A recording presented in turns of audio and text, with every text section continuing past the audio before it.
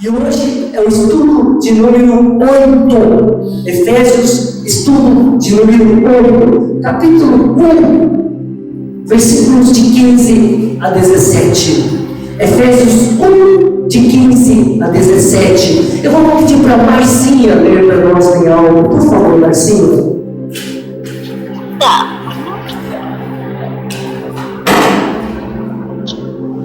Efésios 1, 15 a 17.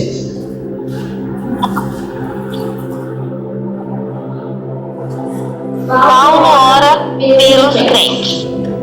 Por isso também eu, tendo ouvido a fé que há entre vós no Senhor Jesus e o amor para com todos os santos, não cesso de dar graças por vós, fazendo menção de vós nas minhas orações, para que o Deus de nosso Senhor Jesus Cristo, Pai da glória, os conceda espírito de sabedoria e revelação no pleno conhecimento dele. Amém.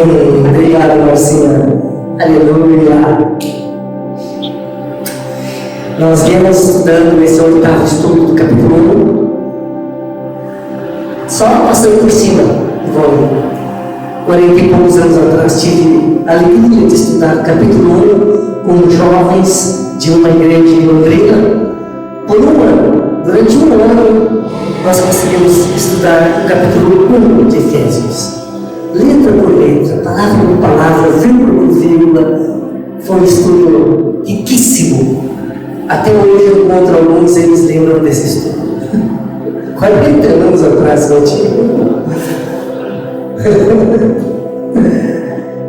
Mas aqui nós estamos correndo, mas sempre tem riquezas. O que nós estudamos nos versículos anteriores já foram pérolas para a nossa vida, riqueza. E nós vamos continuar retirando, recebendo riquezas e mais riquezas. Versículo 15. Por isso, vírgula, também eu, o apóstolo falando, tendo ouvido a fé. Como o pastor gosta de ver alguns irmãozinhos firmes na fé. Eu encontro um ou outro, pergunto, firme, pastor, creio no Senhor, olhando para o Senhor, mas traz uma alegria ao coração do pastor. Eu tenho certeza que quando o apóstolo Paulo ouviu da fé daqueles irmãos lá de Éfeso, ele pulou de alegria. Olha, por isso também eu, tendo ouvido a fé que há entre vós no pastor. Oh, não, no Senhor Jesus. O pastor vai desaparecer. Quem vai permanecer eternamente é Jesus Cristo. Tua fé tem que ser no Senhor. No Senhor Jesus, nenhum outro mais. Fé no Senhor. E o amor, fé, agora amor. Fé para com o Senhor e amor para com todos os. Mas todos, temos que. São todos, a Bíblia está falando. Mas tem uns que são chatos. A Bíblia está falando que é todos. Aí sim. Eu gosto dessa igreja que não tem panelinhas. Mais ou menos, né? Mais ou menos. Só lá, né? Só lá. Tem umas frigideirinhas. Frigideirinha. Oi? Tá tudo sem tampa. Sem tampa.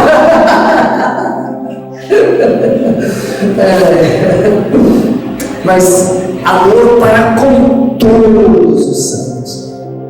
O que eu quero ressaltar um pouquinho, nunca esqueça disso, desta ordem. Vem primeiro o amor para com os irmãos ou a fé no Senhor? Qual vem primeiro? A fé no Senhor. O Senhor, na tua vida diária, em todos os lugares, até não vai acabar nunca, por toda a eternidade.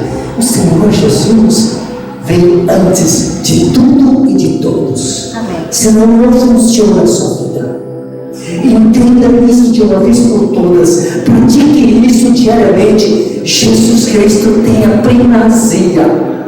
Primeiro o apóstolo Paulo coloca fé no Senhor, depois o amor dos irmãos. E a Bíblia, ela é perfeita, Marcos. Essa colocação em ordem não é aleatória de qualquer jeito, é perfeita.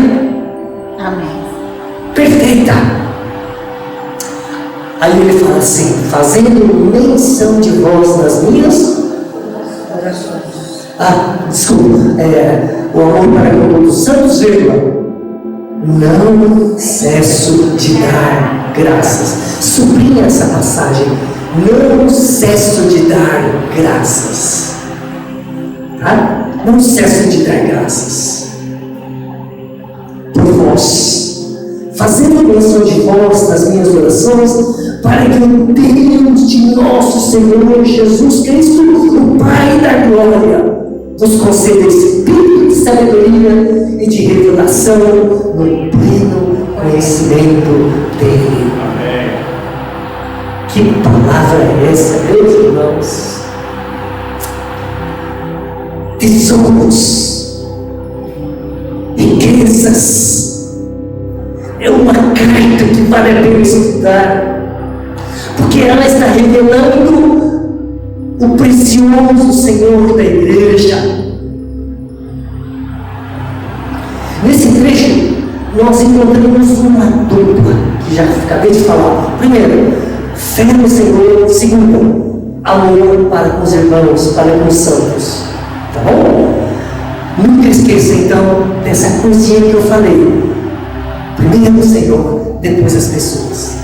Não coloque seu cônjuge, seu filho, seu emprego, o dinheiro, você antes do Senhor. Ele tem a primazia. Ele está acima de tudo e de todos. A maioria dos crentes não tem essa noção de primazia do Senhor. A maioria não está vivendo como o Senhor, sendo o Senhor absoluto da sua vida, desde a hora que acorda até a hora de dormir. Jesus não tem reinado, Jesus não tem sido centrado na vida, no coração da maioria dos crentes. Mas essa igreja tem que viver o verdadeiro cristianismo, onde Cristo é primeiro, sempre acima de tudo, de todos. Todo mundo é resto perto de Jesus. Ele sim começa na sua vida a orar continuamente para o Senhor, perguntando, falando a vontade dele. Não fale com as pessoas sobre outras pessoas, fale com o Senhor. As pessoas contam os problemas para mim, eu não conto para ninguém, nem para mim. Eu conto para o Senhor. Qualquer coisa que você falar comigo, eu vou falar com o Senhor em primeiro lugar. Se for falar de você para alguém, eu vou pedir permissão para você. Mas eu detesto falar de alguém, de alguém para outro alguém. Detesto isso. Naturalmente, muita gente começa a conversar sobre os outros. Para isso. Primeiro o Senhor. Primeiro o Senhor, fala com o Senhor, tudo, fala com o Senhor. A gente não pode mudar a vida de ninguém, a gente não foi chamado para mandar em ninguém, para agradar as pessoas, a gente foi chamado para agradar Cristo. Ele tem que ser o Senhor absoluto na prática. Nunca inverta esta ordem, nunca coloque alguém antes de Cristo, não faça isso. Coloque no seu coração a partir de hoje que Cristo vai ter primazia, será sempre o primeiro da sua vida, sempre. Se Ele te der graça, e quando você ganhou um carrão, aleluia, não vai sair contando para todo mundo você ganhou um carrão. Vai lá diante do Senhor, é Ele que te deu. Você ganhou um sorvete, aleluia, vai lá para o Senhor. Comprou uma camisa nova, aleluia, vai lá para o Senhor. Não sai por aí motivo mostrando os outros não. Amém. Essa é a ordem que nós devemos observar em toda a nossa vida, em todo o tempo. Primeiro, Senhor, depois o resto. Amém? Amém, amém. De vez em quando eu vou perguntar para você, tá? Isso vai fazer sua vida funcionar. Vai fazer de você um servo de Cristo. Isso vai mudar muito. Você vai parar de tropeçar, desviar e dar cabeçada por ele. Só que é uma bênção.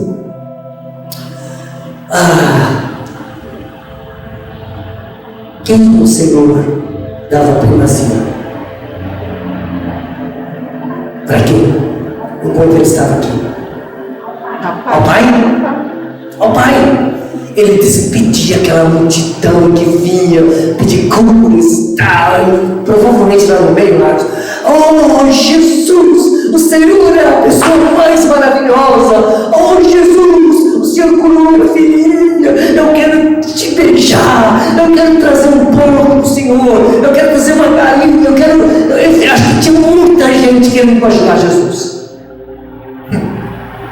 Mas a Bíblia fala que ele despedia a multidão, subia ao monte sozinho para orar ao Pai. Jesus dava primazia ao Pai. Ele queria agradar o Pai. Ele até falou que a comida dele consistia em agradar o Pai.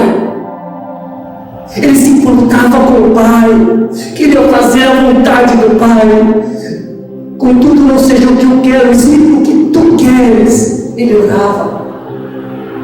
Olha o coração de Jesus, o Filho de Deus. Nós, como filhos, devemos esperar em Cristo. Quando ele ensinou a oração do Pai Nosso aos discípulos, ele falou assim: homens queridos, meus amigos, meus irmãos, em primeiro lugar, quero dizer que vocês são importantes. Não. Como começa a oração? Pai Nosso. Quem tinha a preferência? O Pai. Deus tem. E na sua oração, Deus Pai. Fale com o Pai. Sempre o Pai. Sempre Deus em primeiro lugar. Não vá falando das coisas difíceis. Deus aí me abençoa na prova, não sei o que. Não. Vai tranquilo. Vai ao Pai. Leve ações de graças. Passa um tempo com o Pai. Depois fala dos homens para Ele. Fala de você para Ele. Mas primeiro o Pai. Expresse seu amor, sua gratidão. Só depois interceda pelas pessoas. Gaste tempo rendendo graças ao Pai. Não esqueça de nenhum benefício. Acordou? Nós somos uma geração muito mimada. A gente acorda, já tem um banheiro lá do lado. Não? Quando eu era criança, eu tinha tanto medo porque o banheiro ficava longe. Lá fora, lá embaixo, escuro. Eu ia devagarzinho até o quarto do meu pai. E eu cuidava do meu pai, para ele me levar para fazer xixi. 3 horas da madrugada. Meu pai nunca reclamou, ele trabalhava demais, era um trabalhador. E lá ia o filhinho caçula acordar ele de madrugada para fazer xixi. Só que acho que ele não queria descer até o banheiro dele lá no fundo, lá longe. E tinha um jardim na frente, pertinho do quarto dele, e ele me levava no jardim. Era mais perto.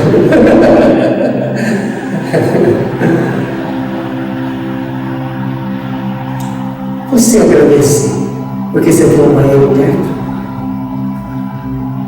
Você agradece porque você pode ter uma roupa limpa. Você já agradeceu pela sua escova de dente ou pasta de dente? Alguma vez você precisou escovar os dentes e não tinha escova com dente, com o dedo? Você já agradeceu pela escova de cabelo? Não? A gente não, né, Marcos?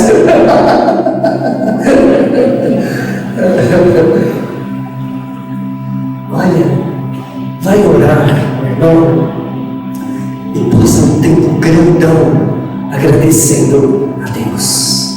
Primeiro de tudo, passa um tempo agradecendo a Deus, louvando a Deus, bendizendo a Deus.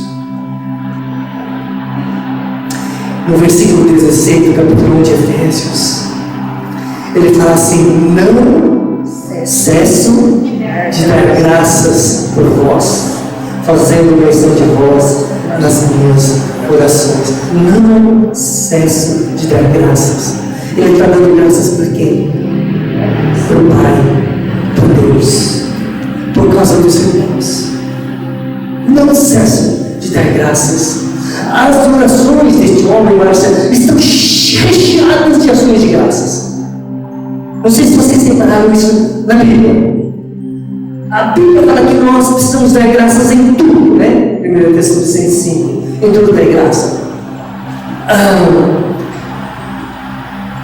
Isso faz com que nós oremos necessário. Em tudo dar graça e orar necessário. Por quê? Porque continuamente nós temos motivos para dar graças, para orarmos. Nós aqui não enxergamos, nós que somos ingratos, mal agradecidos. Essa é a grande verdade, tá? É a grande verdade. O que Deus faz por você diariamente, anualmente, você não faz ideia.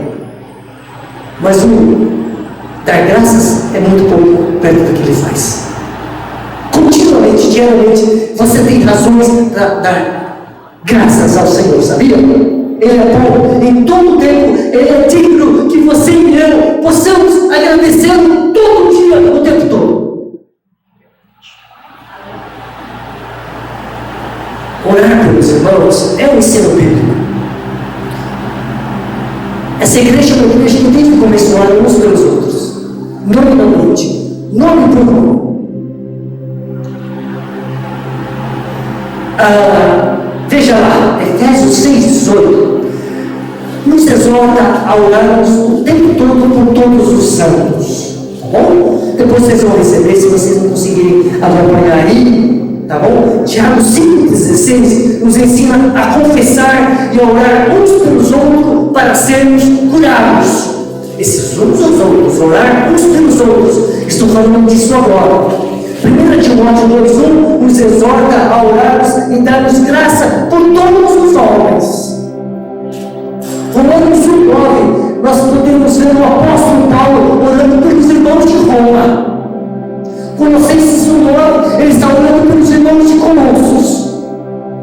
Colossenses 4,2 fala que Epáfras sempre batalhava em oração pelos irmãos da igreja.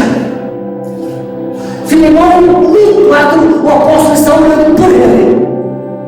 Então a prática de orar uns pelos outros é bíblica.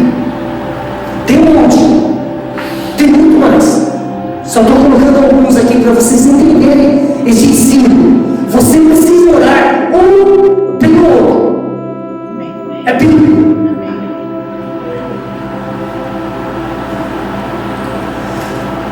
Quando nós observamos a oração do apóstolo Paulo, nós vemos dois traços importantes, duas coisas importantes na oração dele. Quais são essas duas coisas?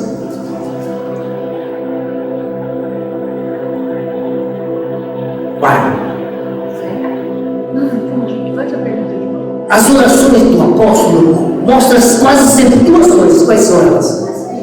Ações de graça e gratidão. O que mais? Mais uma coisa.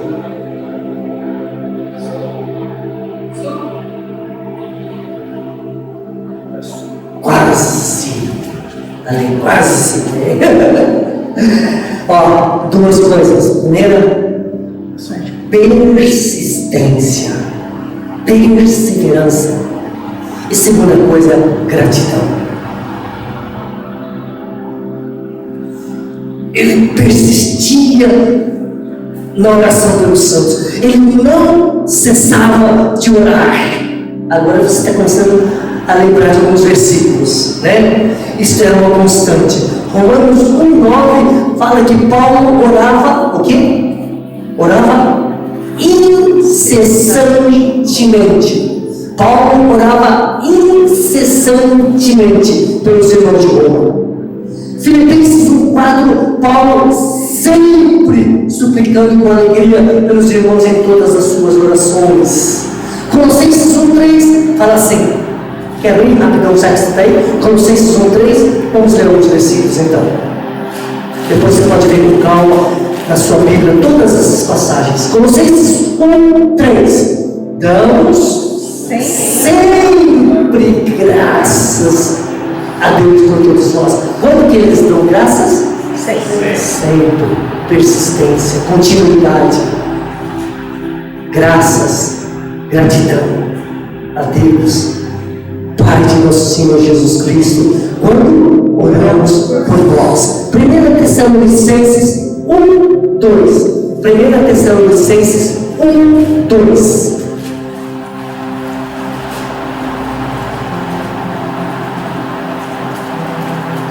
Damos sempre graças, está vendo? Eu estou falando que tem duas coisas bem óbvias nas orações de Paulo: sempre, continuidade, persistência, perseverança, não para, não para. Muitas vezes nós oramos, daqui a pouco esquecemos, passa 5 meses, a gente lembra, ora mais um pouquinho, passa um ano, lembra outra vez, ora, não é assim. Sempre é todo dia. Você ora para os seus irmãos da igreja todos os dias. Faça disso um hábito. O pai da Megumi era um homem que orava por nós todos os dias, várias vezes por dia. Eu oro pela igreja e pelos meus filhos, pela Megumi, todos os dias, várias vezes por dia. Por dia.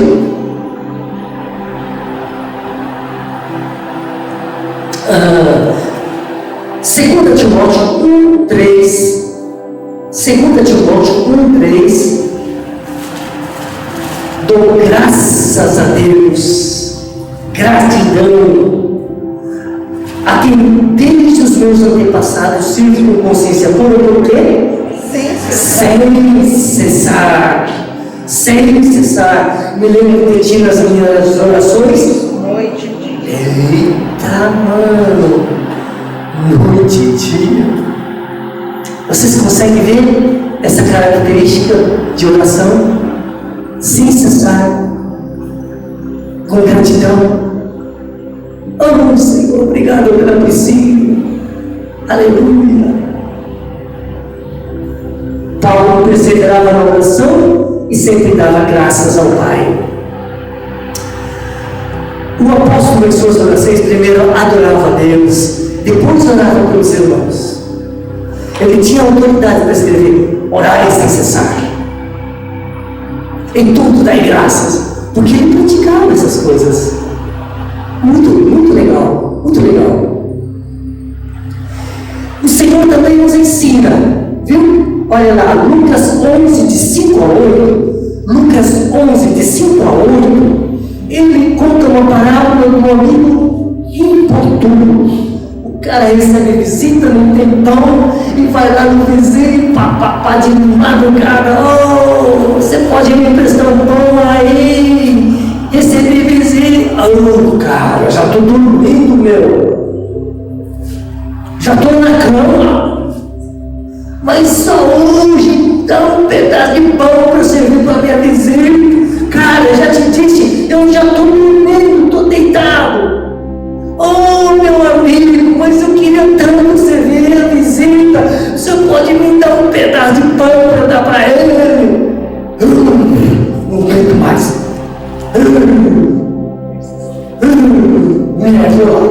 Senão esse cara vai ficar a noite inteira me enchendo aí. E vai lá e dá o pão. E Jesus fala: você faz isso também.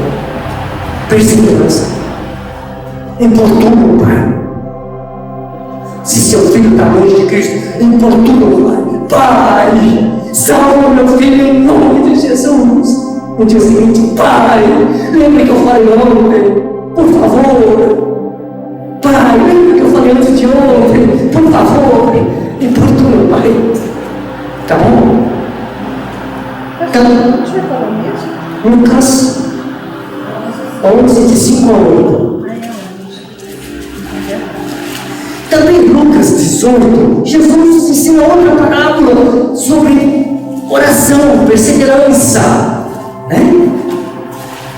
Ele conta a parábola do juiz inimigo que não temia ninguém, homem cabracho, não curvava diante de ninguém, ele se achava muito maioral. Mas aí Jesus fala que tinha uma viúva que todo dia, seu juiz, seu juiz, todo dia, seu juiz, seu juiz, doutor, isso todo dia vem, doutor. Jesus fala que o homem não se conforma, mas para não ter essa velhinha todo dia na cola dele, ele atendia. Aí no versículo 1 diz assim: disse Jesus uma parábola, Lucas 18, sobre o dever de orar sempre e nunca esmorecer. Acho que o apóstolo Paulo conhecia as palavras do Senhor Jesus, porque o homem era teimoso, era perseverante. Todo dia lá, eita, isso é cristão de verdade, né? Ok, vamos continuar no texto de hoje, só para terminar aqui, Efésios 1, 17. Vamos ler comigo Efésios 1, 17. Para que o Deus de nosso Senhor Jesus Cristo, o Pai da glória, vos conceda espírito de sabedoria e de revelação no pleno conhecimento dele, Jesus Cristo. Que oração é esta? Faço também deste versículo minha oração para com esta igreja, que vocês possam conhecer plenamente o Senhor Jesus Cristo. E quando eu leio aqui, como eu vejo a teologia trinitariana de Paulo, ele fala do Pai, do Filho e do Espírito Santo, uma unidade em favor da igreja. O Filho é o mediador que nos leva ao Pai. O Pai é aquele que nos recebe também nossas orações. O Pai também nos dá o Espírito Santo, que nos concede sabedoria e revelação de Cristo. O Espírito Santo é quem nos revela a Cristo. Pai, Filho e Espírito Santo trabalhando em prol da igreja. É maravilhoso o nosso Deus do mundo. Nós vemos o Espírito Santo em várias passagens trabalhando em prol da igreja. Romanos fala que, vamos abrir, mas Romanos 8 fala que ele é o Espírito da unção. Em 1 Coríntios, ele, para Paulo, é o Espírito da mansidão. Em João, 1 João 4,6, ele é o Espírito da verdade. Mas eu vou falar para vocês, o que me alegra em saber é que o Espírito Santo me revela Cristo.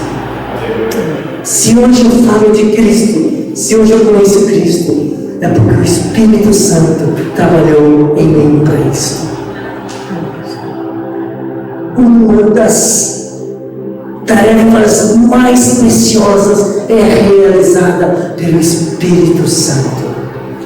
Ele nos leva a conhecer Jesus Cristo. É o Espírito que nos conduz a louvar, glorificar, exaltar o Rei Jesus Cristo. Quer saber? Uma igreja cheia do Espírito Santo, um cristão cheio do Espírito Santo, quando ele aponta para Cristo. É isso que o Espírito Santo faz. João 16, o Espírito Santo glorifica, ele veio para me glorificar, disse o Senhor Jesus Cristo. João 16, 14. Nessa passagem, o que eu vejo é que o apóstolo queria tanto que crescesse no pleno conhecimento de Jesus. A oração do apóstolo aponta para Cristo. Cristo é a finalidade da sua oração. igreja devemos entender que é necessário crescermos no conhecimento de Cristo.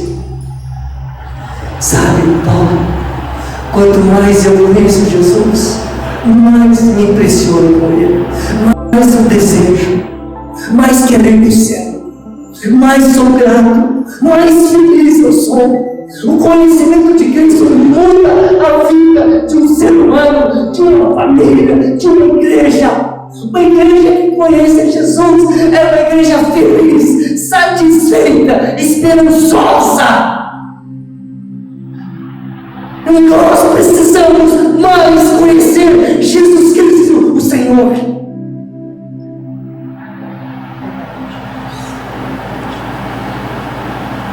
Cada vez mais que eu o conheço, mais posso imitá-lo e me parecer com Ele, como o Pai quer que eu seja, que você seja mais parecido com o Filho. É no conhecimento dele que você vai poder ser parecido com Ele. Cristo precisa ser formado em nós. Gálatas 4:19. Gálatas 4:19, conversando com a irmã Eurica esses dias.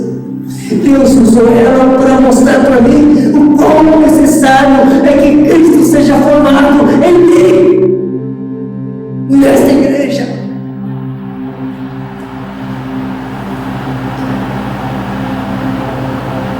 Esse é um dos meus maiores desejos neste ano, que Cristo seja formado em mim.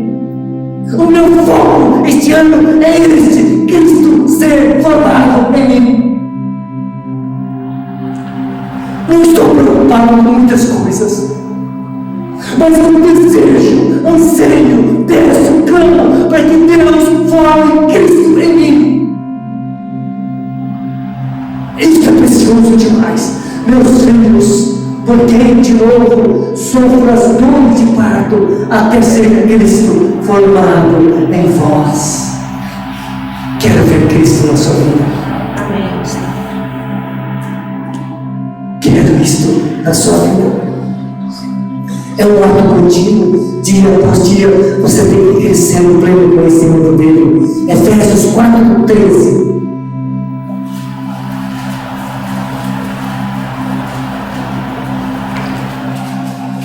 Até que todos cheguemos à unidade da fé e do pleno conhecimento do Filho de Deus, à perfeita varonilidade, à medida da estatura da plenitude de Cristo. Se você é um cristão que não anseia isto, crescer em Cristo, ser formado, Cristo ser formado em você, você ainda não sabe o que é ser cristão.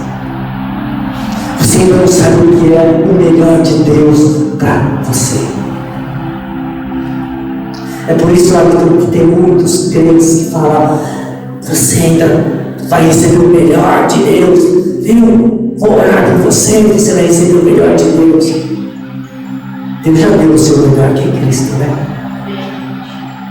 Só que não tem Cristo sendo formado, fala essas coisas.